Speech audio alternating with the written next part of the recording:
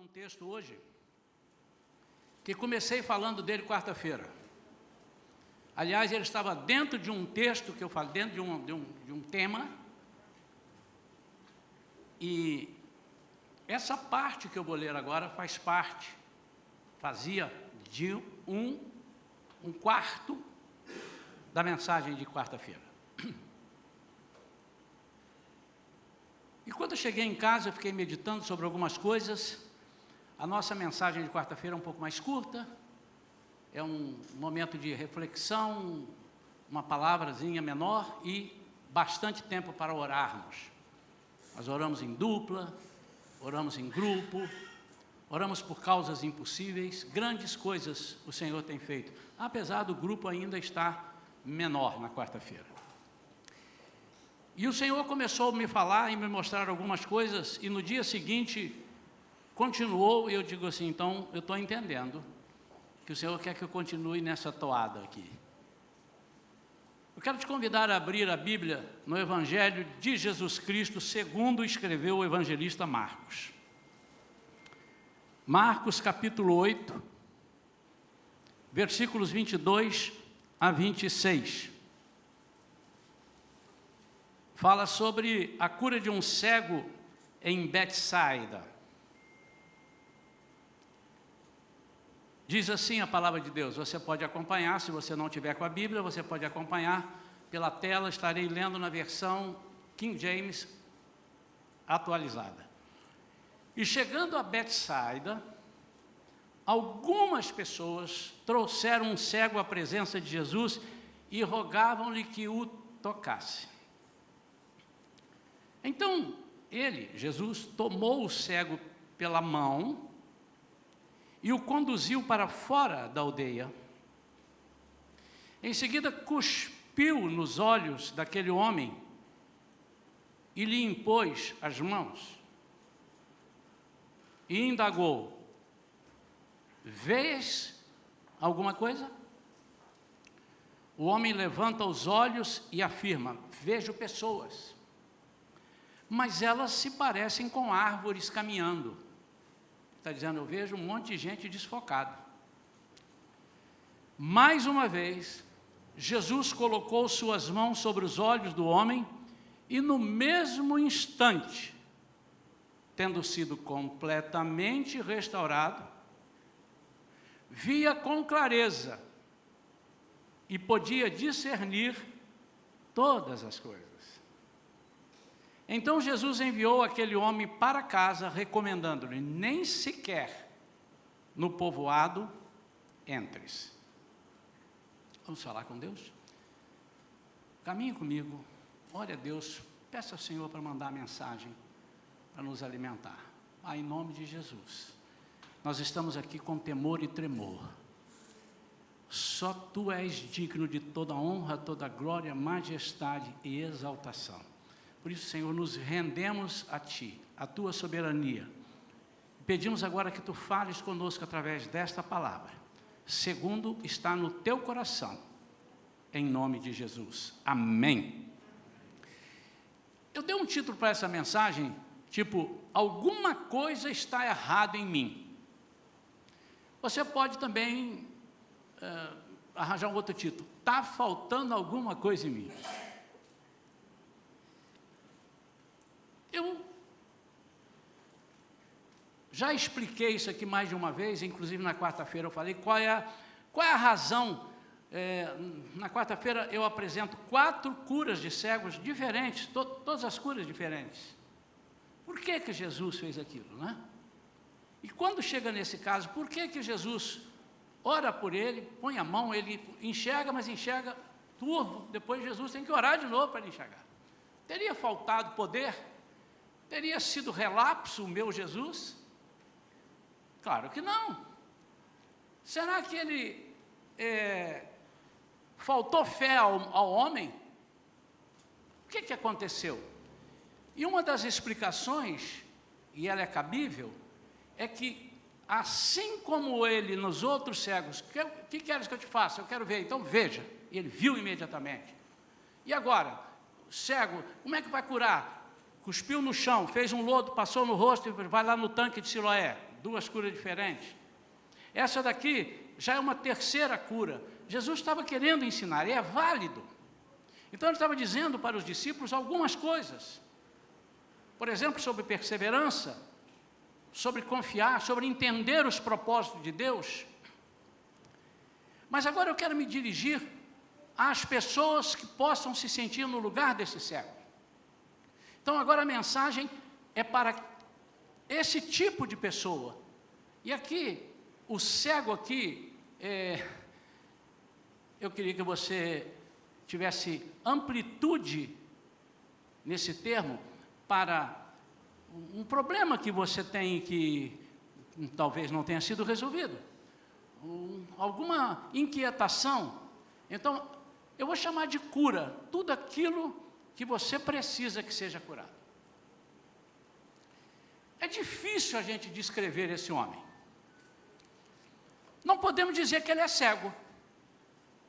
Depois da oração, depois de tudo. Não podemos dizer, ele é cego.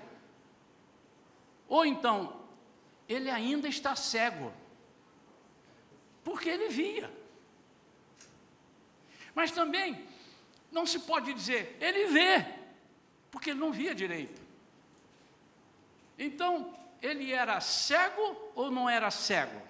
Ele não era nem uma coisa nem outra.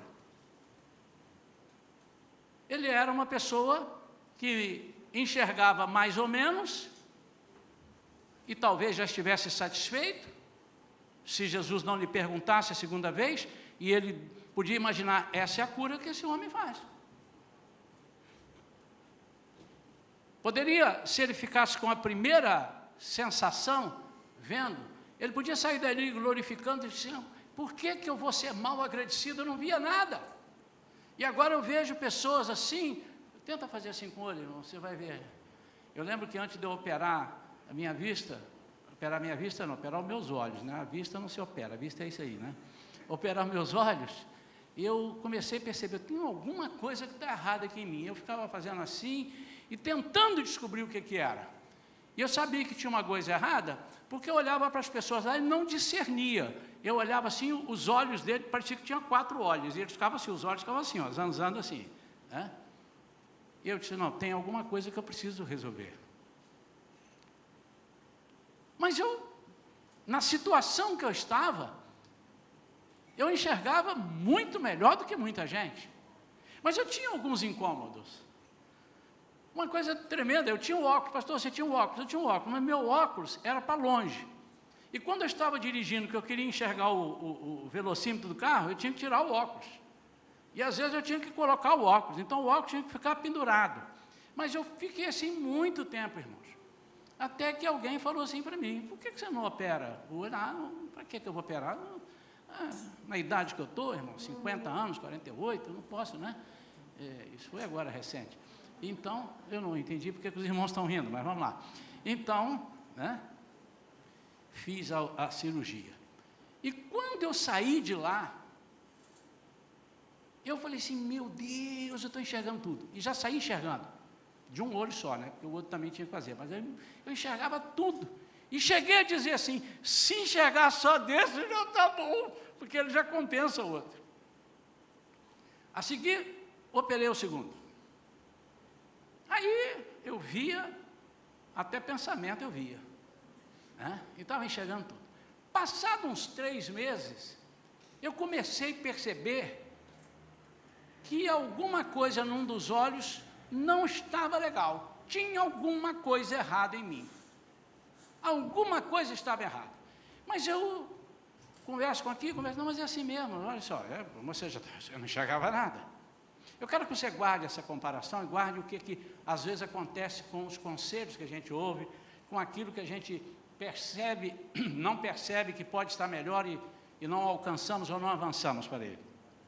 Até que a minha esposa foi lá fazer uma consulta, que era dela, e eu cheguei lá, junto com ela, e eu falei, vou falar com ela. Fala com ela. Não vou falar, não. Vou falar. Não, fala, não fala. Mas já estava ali na sala, eu posso te fazer uma pergunta?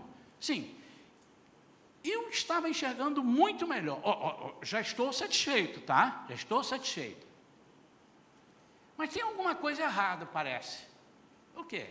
E eu expliquei para ela, senta ali. Quando sentou, eu falei, Tem uma membranazinha que apareceu agora, mas isso é fácil, nós vamos dar uns tirinhos aí, não de revólver, mas dar uns tirinhos aí com um laser, vai sumir.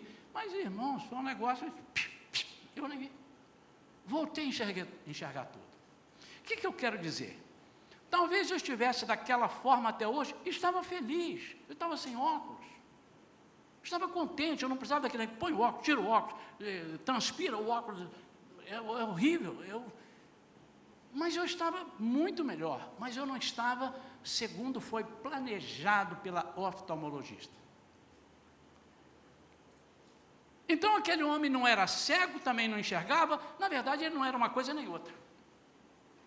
Eu queria trazer para as nossas vidas algumas situações para que nós meditemos, e é você quem vai avaliar. Eu não posso avaliar por você. Tem um ditado que diz assim, você sabe onde o teu calo dói, você sabe onde o teu sapato te aperta, você sabe, é preciso, porque talvez aquilo que me incomode pouquíssimo, para você, se fosse em você, incomodaria muito. E eu quero que você seja honesto consigo mesmo nessa noite. Que você agora tenha liberdade diante de Deus. Porque Ele está te perguntando, você consegue ver alguma coisa? Essa é a pergunta que você precisa guardar. A primeira questão que eu trago aqui é como que as pessoas estão nos vendo. E eu estou partindo do pressuposto que todos nós aceitamos a morte de Jesus na cruz. Quando a gente diz aceitar Jesus, é aceitar pela fé que Ele morreu na cruz, e ao morrer pela cruz nos deu vida eterna, nos deu libertação total. Nós, se estamos com Ele, não iremos para o inferno nunca mais, porque há 2 lugares para ir, para o céu e para o inferno, você não tem uma terceira opção.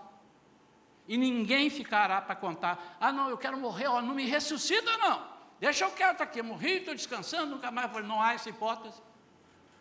Todos ressuscitarão, uns para a vida eterna e outros para a morte eterna. E essa morte eterna não é morrer de novo e fechar o olho, mas é viver eternamente massacrado. Já falamos isso aqui na igreja, sobre as coisas terríveis do inferno. E é sempre bom lembrar, a coisa pior do inferno não é Satanás, a coisa pior do inferno não é o fogo que está lá, a coisa pior do inferno é a ausência de Deus.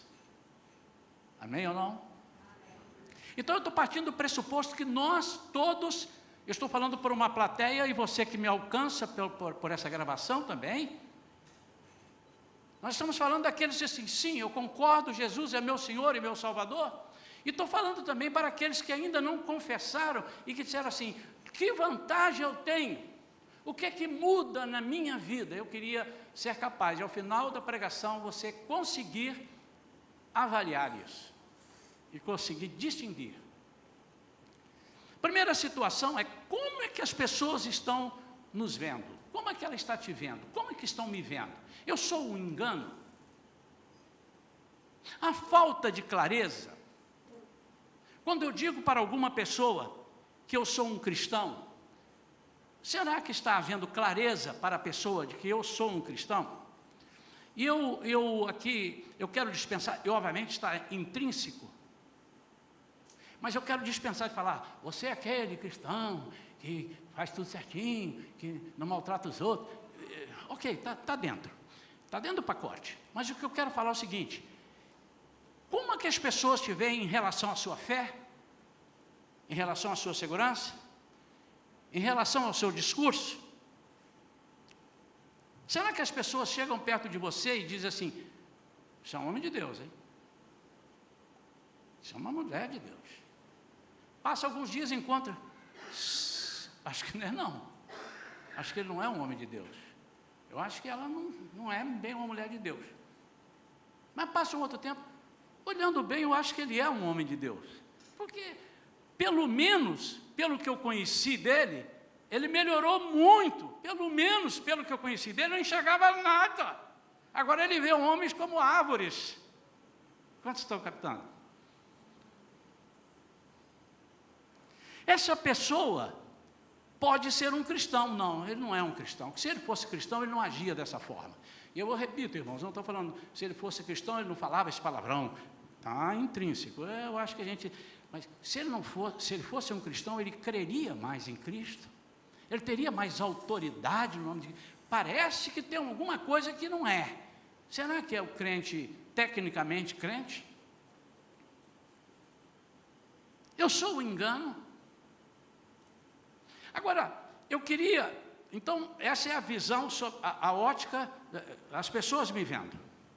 Agora, o que acontece? Como eu me sinto? Quais são as reações quando eu sou assim? Porque certamente, se as pessoas me veem assim, é porque eu sou assim, amém ou não? Se as pessoas olham para mim e andam comigo, e andam daqui a pouco falam, cara, você é muito medroso, é porque ela viu medo em mim. Ela não pode dizer isso se em todos os momentos eu fui corajoso. Aí eu responderia, você não sabe o que é medo então. Mas quais são as reações? Porque então agora já identificaram que eu sou não cego, mas eu não enxergo tudo. Como é que pode ser isso? A primeira coisa é que a gente começa a se sentir, nesse caso, as reações são que nós somos incapazes de influenciar as pessoas para o reino. E nós começamos a ter um sentimento negativo, um sentimento de fraqueza. Eu não sou capaz, não sou não. Isso aparece de várias formas. Eu me lembro que eu nasci num lar cristão, nunca me desviei da igreja, desviei de Jesus dentro da igreja, já falei isso aqui semana passada. Mas naquela época, a nossa turma gostava de fazer culto ao ar livre. Irmãos, eu tinha um pavor de ir ao ar livre, e eu ficava lá meio escondido, porque eu tinha medo que eu subia tinha um caminhão ali, parava ali perto das barcas, eu lembro ali, eu vou subir aqui, vai tirar lá. Então aquilo me amedrontava, aquilo me tolhia. Será por quê que eu tenho certas atitudes? Talvez porque eu não tenha segurança naquilo que eu estou dizendo que eu sou. Vamos imaginar, vamos voltar lá no cego, eu vou voltar várias vezes.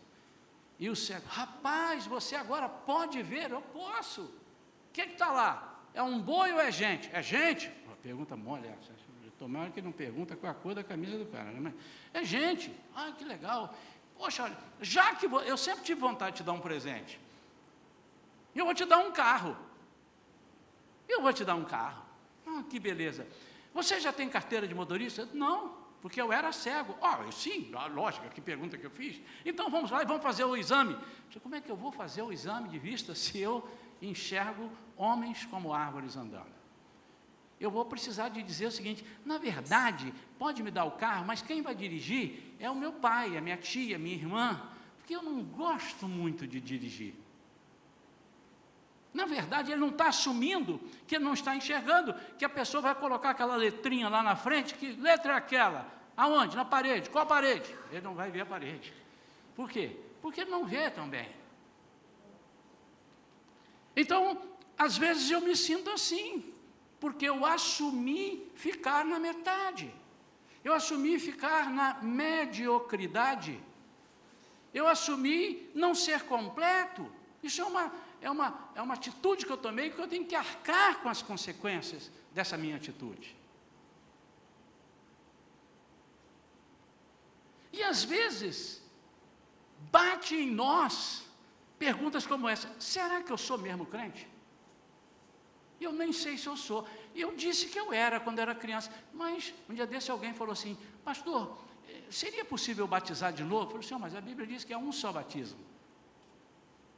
Ela está falando batizar de novo numa igreja evangélica, né? Nós aceitamos o batismo de qualquer igreja evangélica, ainda que seja por aspersão, quando a nossa é por imersão, não há problema, que nós entendemos que é um só batismo.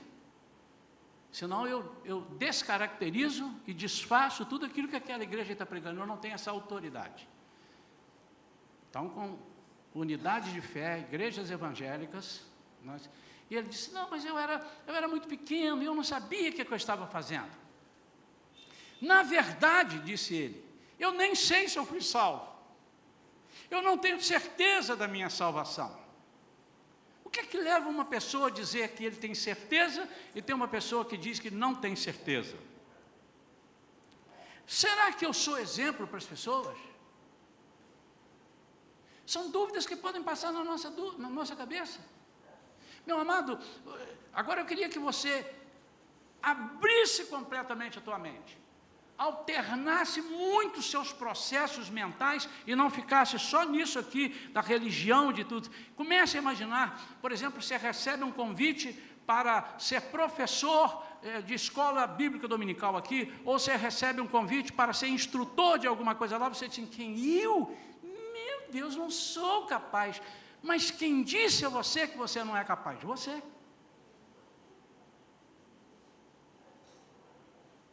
Será que eu sou exemplo? Será que eu sou salvo? Será que eu sou chamado, eu mereço ser chamado filho de Deus? Hoje a Vivian ministrando aqui, ela falou uma coisa, né, que muitas vezes há pessoas que são arrogantes e dizem, não, eu entro na presença de Deus, porque Deus é chapinha assim comigo, e eu entro mesmo. E desconsideramos quem é Deus. Se nós entramos na presença de Deus, é só por uma razão, pela graça de Jesus. Se não fosse Ele, não tínhamos nada. Há uma música de um cantor, amigo meu, que fez, a autoria dele, ele diz, quem sou eu para entrar em Tua presença? Quem sou eu para entrar em Tua presença? Mas por que eu entro? Pela Tua misericórdia. Essa música é do pastor Paulo César Brito. É pela Tua misericórdia, Senhor, que eu pronuncio o Teu nome. Ninguém é digno, mas pela Tua graça o Senhor nos torna capazes de ir à Tua presença. Amém. E é assim que eu me sinto, quando eu não tomo posse da plenitude de Deus na nossa vida, quando eu não pego Jesus total e coloco no meu coração. A terceira coisa que eu quero abordar são os resultados disso, porque eu me sinto assim, eu me sinto assado, e quais são as consequências, quais são os resultados. Interessante que o apóstolo Paulo, não estou falando de qualquer um dos maiores apóstolos, ele disse assim, as coisas que eu não quero fazer eu faço, e as coisas que eu quero fazer eu não consigo fazer. A pior coisa na nossa vida é a dúvida. A pior coisa na nossa vida. Eu sou, não sou, eu vou, não vou. Isso eu queria que nessa noite você eliminasse pela graça. Tem assim de demôniozinho aí na rua, em cima de pessoas, potestade do Ares para dizer você não vale nada, você não serve, você não vai a lugar nenhum, você não consegue, esse problema você não resolve. Se você der ouvidos, você vai ficar com os ouvidos tinindo, zumbido no teu ouvido, porque o que mais existe é isso, enquanto que Jesus disse assim, você vale uma fortuna, porque Deus fala, eu dei o meu filho, eu dei o único que eu tinha por você. E eu falei aqui domingo passado, o valor que nós temos é tão imensurável, porque nós não somos cópia de nada, não existem duas pessoas iguais, não há essa hipótese. Por isso nós somos obras-primas de Deus. Por isso que um quadro desses pintores famosos vale tanto, porque não faz em série. Quais são os resultados? Muitas vezes essas pessoas que estão contentando, você está vendo, eu estou vendo, tá bom, se incomode não, está tudo certo. Você já fez demais, cara, que é isso? Eu já fez demais, tá bom.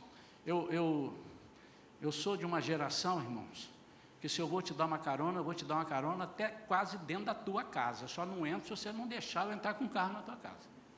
Esse negócio de me dar uma carona, você vai para onde? Eu vou para lá, eu te levo, então me leva. Você mora onde? Eu moro lá. Eu vou te deixar aqui, e você anda aqui, passa essa pinguela aqui, sobe na ponte, sobe no alto do morro e tal, depois você pega um táxi, você chega em casa. Mas já fiz um montão, não fiz, irmão? Irmão, carona dessa, né? Então, quais são os resultados? Primeiro a gente começa a pensar, existe alguma coisa que está errada em mim. Porque eu começo a agir com as pessoas vêm, comentam alguma coisa, ou me perguntam, uma vez, eu já demos esse testemunho aqui, nossas filhas eram muito pequenininhas, né? A Vivian tinha 2 anos e a Thaís tinha acabado de nascer, e ambas pegaram uma enfermidade, cada uma pegou uma, incuráveis pela medicina, né?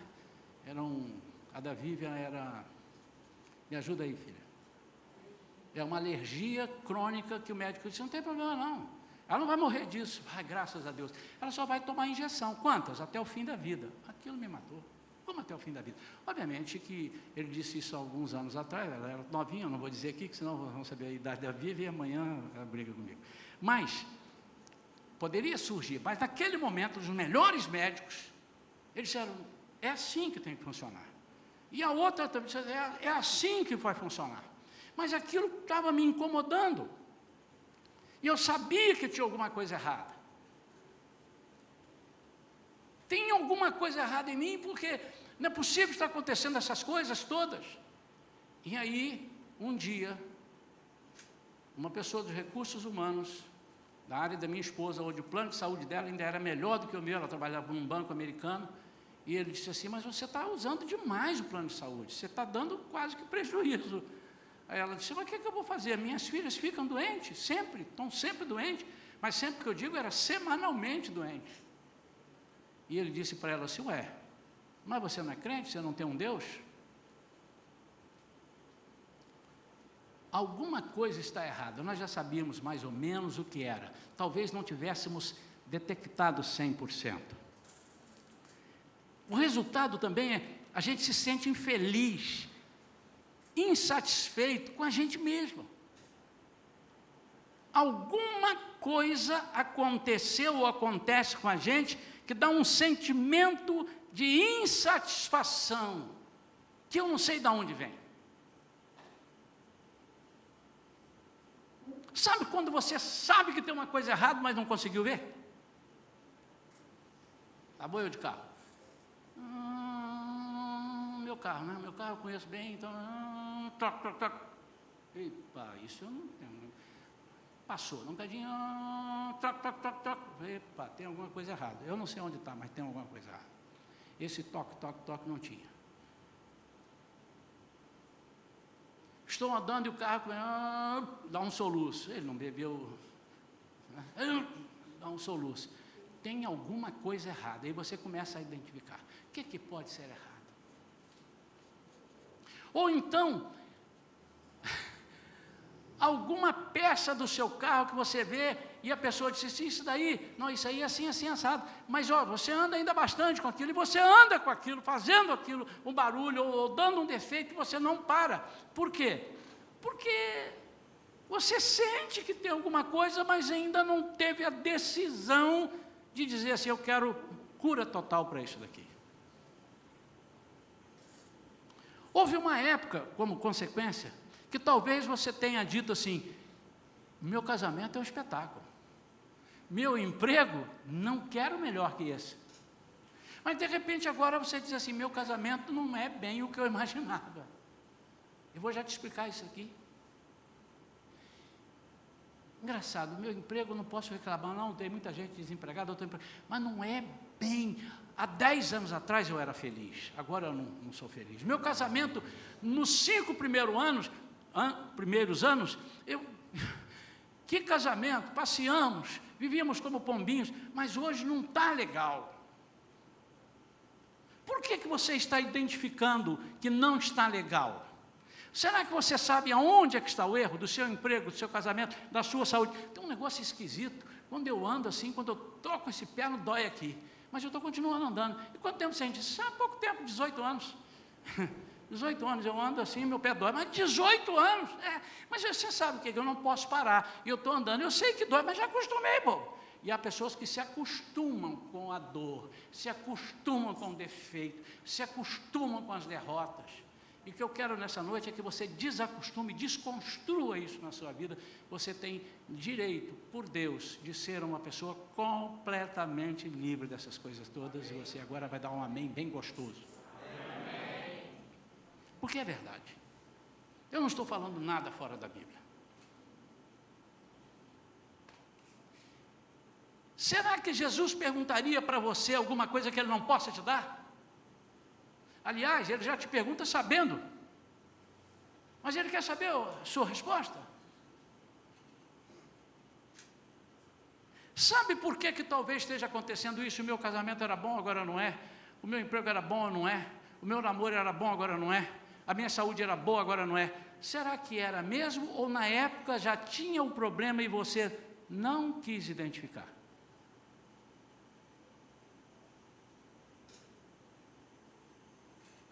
Eu tenho uma pessoa bem conhecida, bem próxima de mim, que todos os indícios foram dados a ela de que o casamento com aquela pessoa seria uma turbulência. Deixa eu dar um toque aqui.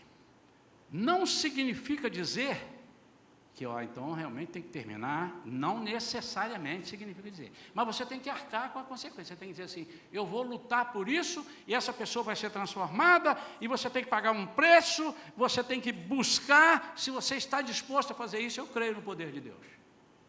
Mas se você está achando que algumas outras fontes de alegria podem substituir aquilo que só Deus pode dar, você entrou num buraco sem fundo.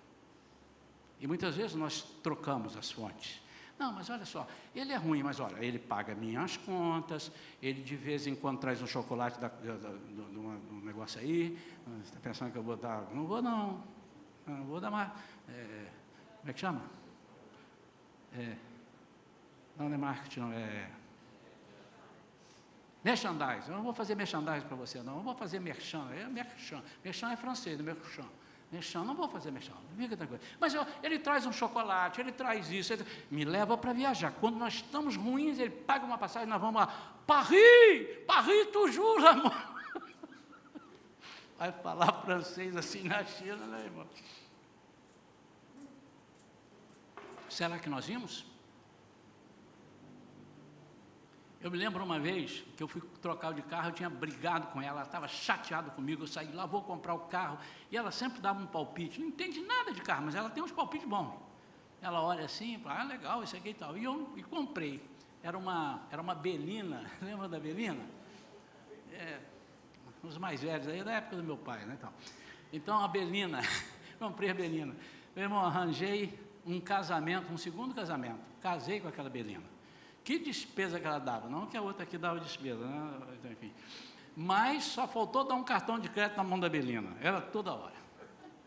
Mas eu vi isso, porque quando eu trouxe, eu não quis levar para ela dar uma olhada, e levei para terceiros. Os carros tá bom, deixa eu dar uma volta aqui. O cara que deu uma volta entendia muito menos que eu, pode comprar. E comprei um problema. O problema já existia, mas eu não quis ver. Eu poderia ter levado num mecânico, e o mecânico disse, esse carro tem isso, e já aconteceu isso com você, certamente. Não, tem isso aqui, essa casa, você pode comprar, tem um negócio ali, assim, que está minando água, mas isso você resolve, mas é só esse o problema, meu amado, você vai ter duas alegrias, o dia que compra e o dia que vende. Não é não?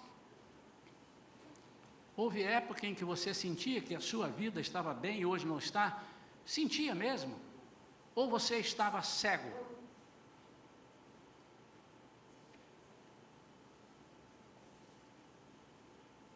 Jesus pergunta, você pode ver alguma coisa? Eu quero esticar essa pergunta de Jesus. Qual é o seu nível de percepção para enxergar? O que Jesus está perguntando é o seguinte, você está satisfeito com o que você está vendo? Você está vendo? Como é que você está vendo? Está bom assim? Sabe, amados, uma coisa que eu admiro muito assim, Jesus, mas há uma das coisas que eu admiro é que ele não força ninguém a nada. Ele diz, quem quiser vir após mim. Quem quiser, quem não quiser, não quis. Mas ele quer que todos venham. Mas ele não força.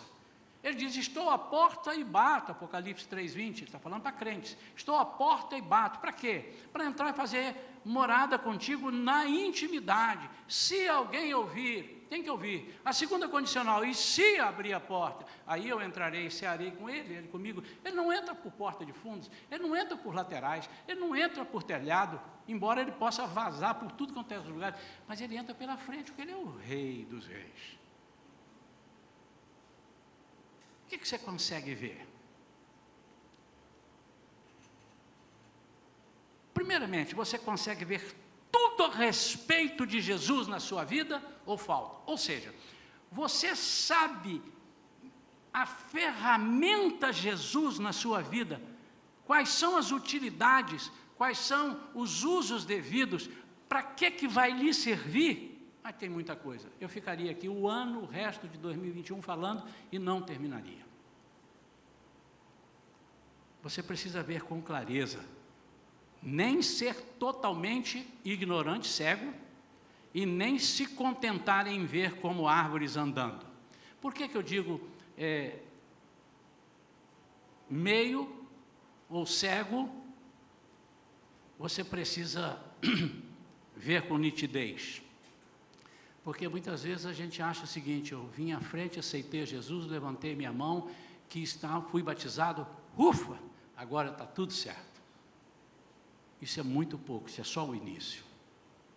É o início de tudo na sua vida, de uma vida completamente diferente, tanto do que Deus tem em relação a você, quanto as perspectivas que você tem em relação a Deus. Você compreende, nesses casos, se você não conhece tudo a respeito de Jesus, você compreende que Cristo você compreende, mas de algum modo Ele é o meu Salvador. Eu não tenho medo de de afirmar que se eu perguntar para alguns crentes, para todos os crentes, alguns não saberão dizer o que significa Jesus ser o Salvador.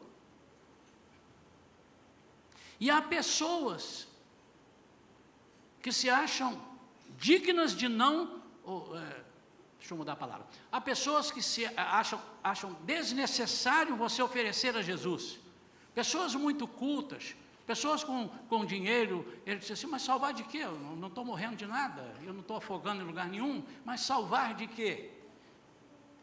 Então, se você como cristão sabe exatamente o que significa isso, você está usando pouco. Se está nessa situação, né? Vou repetir.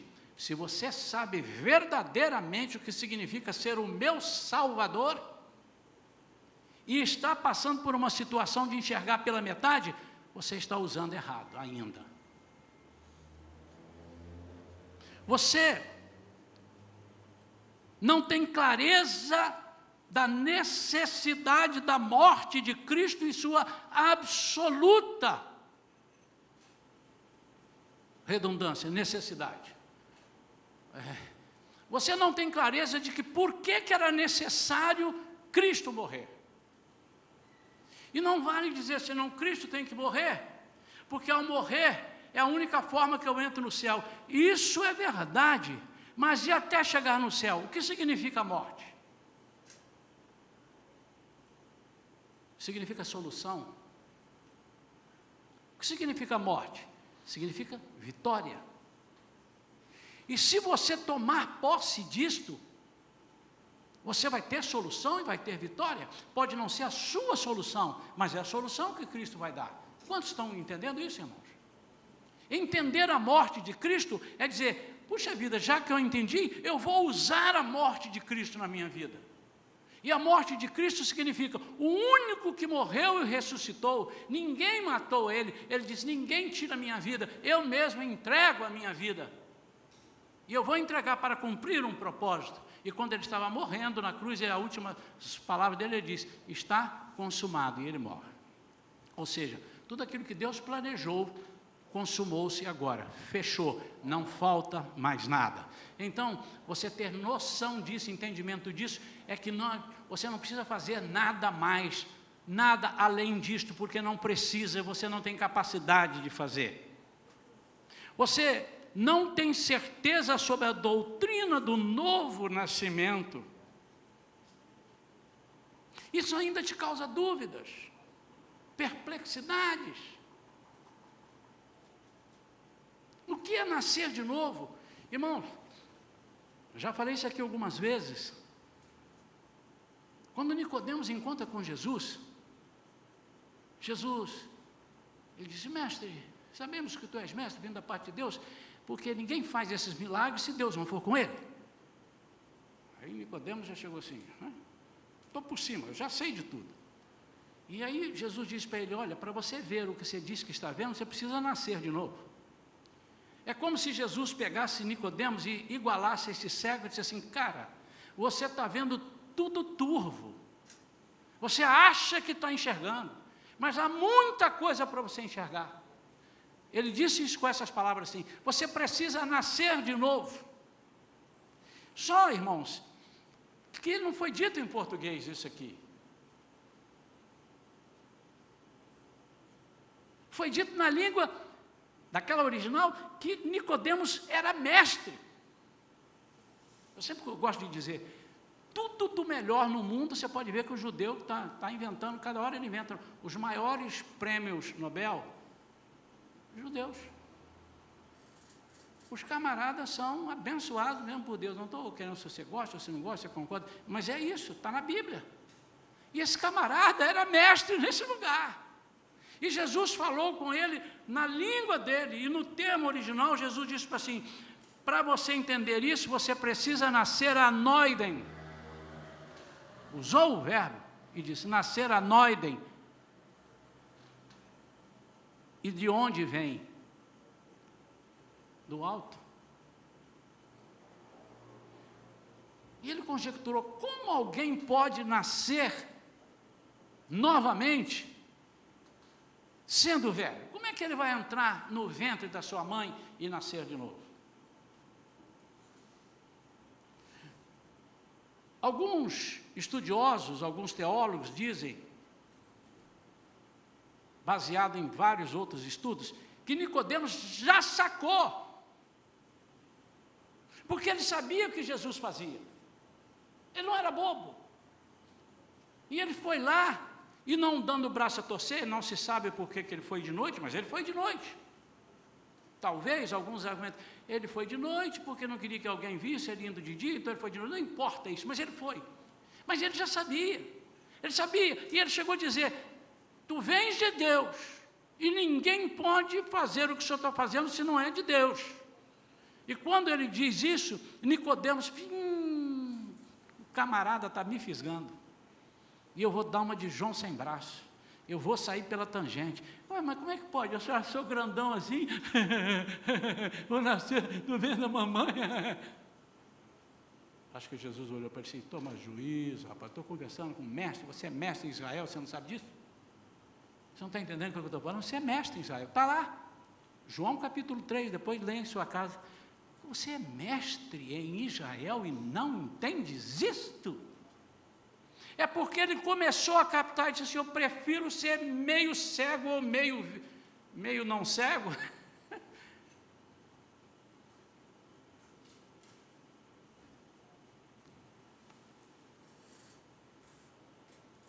Você precisa saber tudo a respeito de Jesus. E se você não tem, se falta alguma coisa, você vai ter dúvidas. Sua vontade está dividida. Você não consegue entender por que alguém, só porque é cristão, tem que fazer certas coisas e deixar de fazer outras.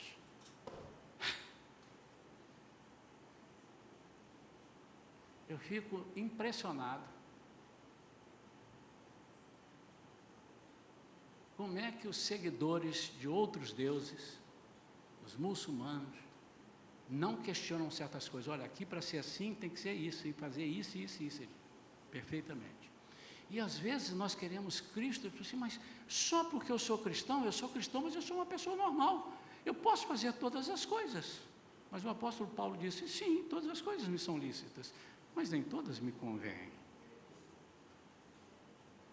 Só porque eu sou cristão, por que eu não posso fazer certas coisas? Por que eu não posso deixar de fazer certas coisas? E isso gera na pessoa o quê? Uma incerteza, uma intranquilidade na esfera da vontade. Você não sabe se quer, ou você não sabe se não quer. Não, eu acho que eu quero. Não, mas na verdade eu não quero. É como um cara que está paquerando a mulher casada, ele sabe que ela é casada, ela sabe mais do que ele, que ela é casada, e ele disse assim, olha, você não se olha, não fala assim, não, por quê? Não, porque meu marido briga. Então se ele não brigasse, você queria? Ou você assumiu que você é casada e isso não há hipótese na sua cabeça? Quantos estão entendendo isso? Olha esse dinheiro aí, rouba. Não posso roubar não, senão me prendem. Ah, você não rouba porque te prendem? Ou você não rouba porque o dinheiro não te pertence? E porque Deus te ensinou que não é seu, não é seu. Não meta a mão no que é seu. Quantos estão entendendo isso, irmãos? Então eu começo a ficar assim, mas por quê? E aí, se formos espichar isso aí, destrinchar, muitas pessoas saem, é muito chato ser crente. A gente não pode fazer nada.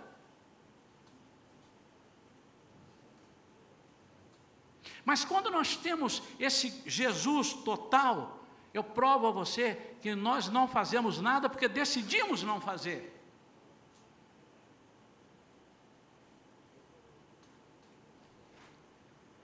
Finalmente, isso tudo reflete na nossa vida, nas nossas atitudes.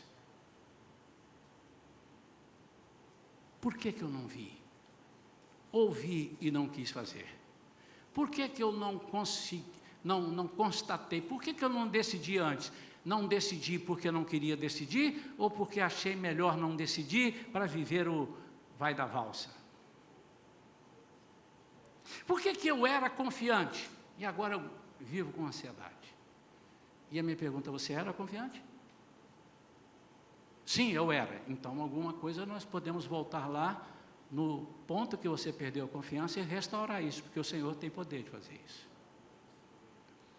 Pastor, quais são as soluções? Você tem aí para me apresentar? Porque agora eu já identifiquei uma série de coisas. E eu vou te apresentar algumas soluções. E se você quiser anotar, pode usar seu celular, pode usar seu caderninho e anotar. Primeiro, para nós vermos com nitidez, para nós não sermos dúbios, dupla personalidade, e com isso sofrermos as consequências, primeiro nós temos que tomar posse do Jesus total. Não aceite o braço de Jesus. Não aceite o braço e a perna.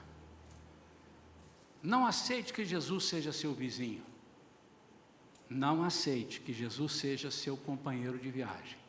Aceite que Ele mora em você. Ele será seu vizinho, seu companheiro de viagem, seu braço, sua perna, sua boca, seu pensar, seu agir. Então você precisa do Jesus total. Qual é o Jesus que você precisa? É esse, e Ele está disponível. Segunda coisa, nós precisamos ter coragem.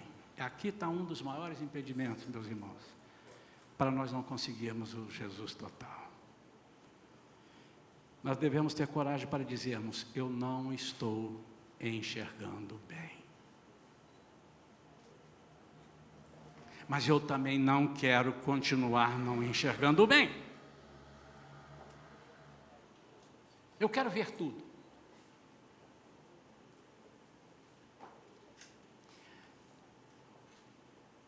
Você tem noção do que Cristo fez e entregou para a sua igreja, que é o seu corpo, aqueles que o confessam como Senhor e Salvador? O que Ele fez? Estudamos isso aqui em Efésios.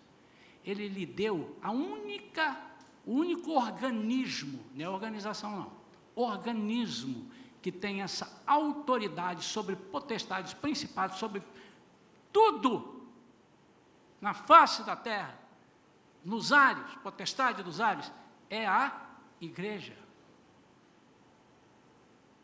Está na Bíblia. A causa de Satanás ainda não fazer o que bem entende, é a igreja que está aqui na terra. Não é o Espírito Santo, sim, é através do Espírito Santo, mas a igreja chama o Espírito Santo e ele intervém. É por causa da igreja que chama o Espírito Santo. E quando Jesus buscar a sua igreja, vou repetir isso que já dito aqui para você guardar bastante. Quando Jesus buscar a sua igreja, o Espírito Santo não sai da terra, porque ele precisará ficar aqui para converter as pessoas que aqui estiverem do pecado, da justiça e do juízo. Quem sai é a igreja, mas o Espírito Santo dá um passo atrás e dá a Satanás o poder de atuar livremente.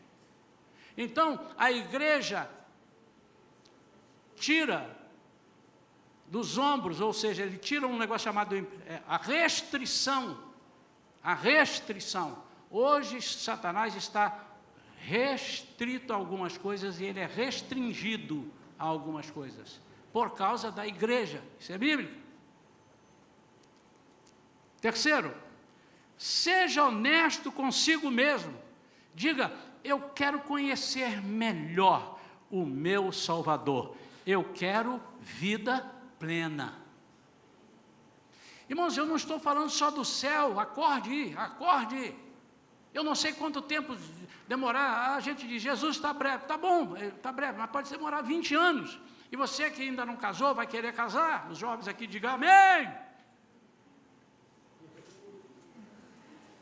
Irmão Sérgio, irmã Vivian, como é que é? Então, ensinar lá. Fazer um planejamento, pode ser que aconteça, de você ainda ter filhos e netos, pode ser, mas deixa eu te dizer, é para viver aqui aquilo que o Espírito Santo quer te dar através do Jesus total.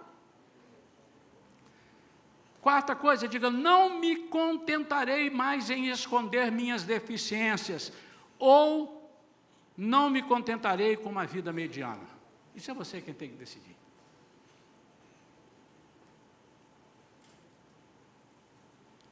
Digo, quero a verdade, quinta coisa, não importa o preço. Eu quero a verdade, não importa o preço. E por último, ligue-se a ela a verdade. Submeta-se a ela totalmente como uma criança e implore que Jesus lhe toque de novo, que lhe dê uma visão clara, visão perfeita, e que o faça uma pessoa completa.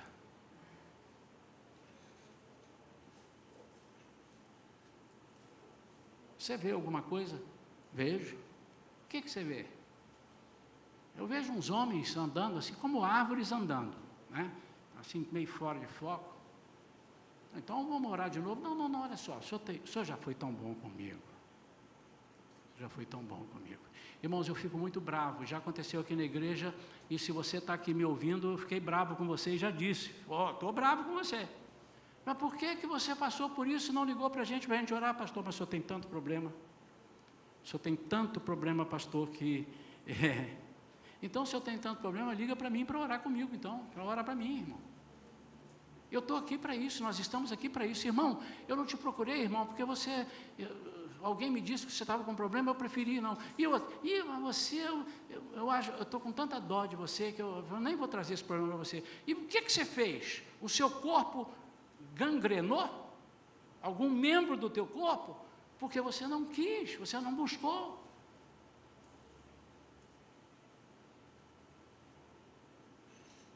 Há alguns irmãos aqui que estão nos visitando, e alguns já disseram, pastor, eu quero ficar nessa igreja. Eu quero perguntar a você, já perguntei, e vou perguntar a você e a outros que não me disseram. Você tem certeza que você quer uma vida plena? Você está num lugar que nós buscamos isso. Eu não disse que a igreja minha é plena, é total, é a melhor. Não existe essa igreja. Até porque nós estamos nela, e quando nós estamos, nós estragamos tudo. O que eu quero saber de você é o seguinte, você está disposto a buscar algo mais? Você está disposto a não conhecer um Jesus de ouvir falar? Um Jesus que, na sua cabeça, é um Jesus que atende ao pastor, ou algum líder, ou um missionário. Nosso Deus é tremendo. E basta, por exemplo, se você o aceitar agora você já está no mesmo nível de autoridade que Ele lhe dá, do mesmo nível de uma pessoa que tem 20, 30 anos, e é pregador, é missionário, exatamente.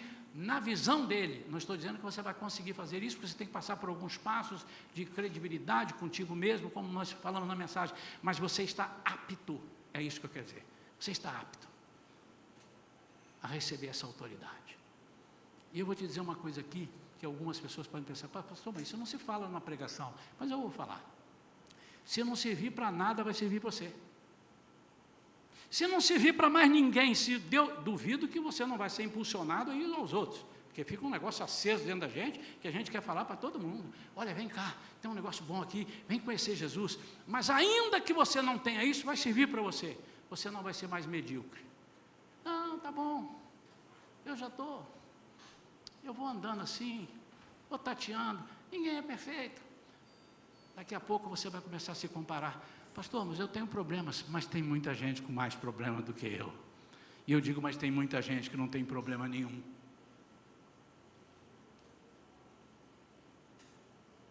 Nós temos que fazer o alinhamento por cima.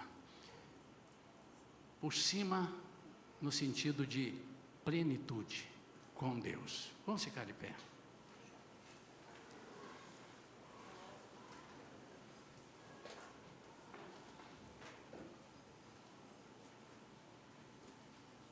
Se você me perguntasse, pastor, qual é o seu desejo para essa noite? Qual é o seu desejo para esse mês de junho ainda que não acabou? Qual é o seu desejo para esse ano? Meu desejo é que as pessoas fossem sinceras consigo mesmas. E estando doendo a perna, diga, está doendo aqui. Porque a única forma de eu saber que está doendo é se você me disser que está doendo. Talvez você queira me estragar a minha pregação e diga assim, mas Jesus já sabe onde está doendo em mim. Sei, com certeza sabe. Mas então por que ele falou que tudo que você quiser você peça? Se ele já sabe o que você quer, você pedir. E por que ele diz que aquele que bate a porta abre, aquele que busca encontra? Por que ele diz isso? Se você não precisa buscar, que ele venha até o encontro. Eu vou te dizer por quê. Porque quando você diz, eu quero ver,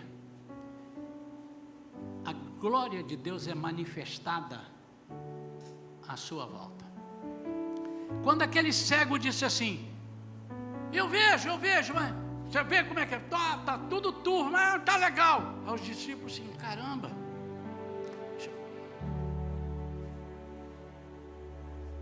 Eu vou tocar de novo.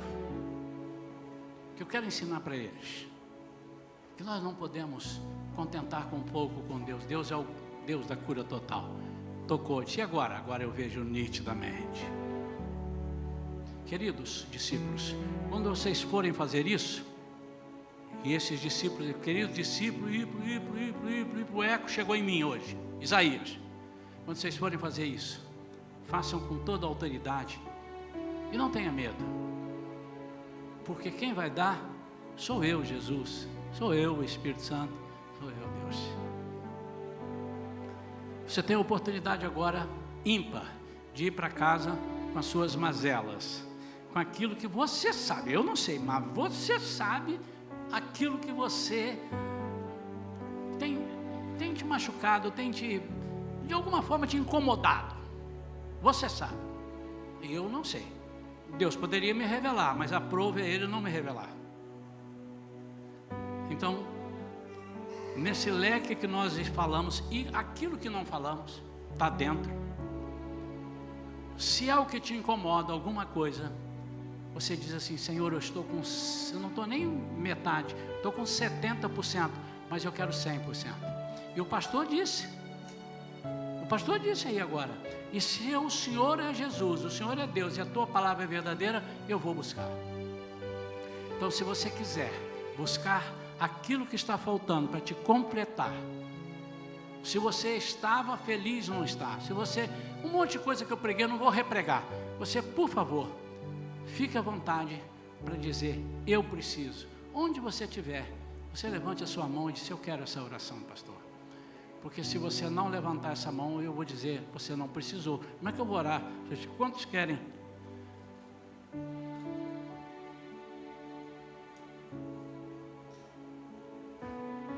Quem quer essa nota aqui? Quem quer essa nota? Quem quer essa nota? Todos querem essa nota. Graças a Deus. Mas a única que veio buscar foi ela levou. Depois você me devolve, tá? Entenderam, irmãos? Você quer, demonstra que quer. Tem gente que tem um bloqueio de vir no altar. E eu um dia comecei a falar assim, Senhor, eu não vou falar não, porque as pessoas ficam... Ele falou assim, mas o cabeçudo, é você quem faz? Sou eu. Então vem aqui no altar, eu vou orar por você. Vem cá, Gustavo. Você levantou a mão, então vem cá. Amém? Fica aqui, vem aqui. Pode vir, vem correndo. Vem correndo, vem correndo, antes que Jesus venha. Vem, antes que ele volte. Vem cá, Amanda.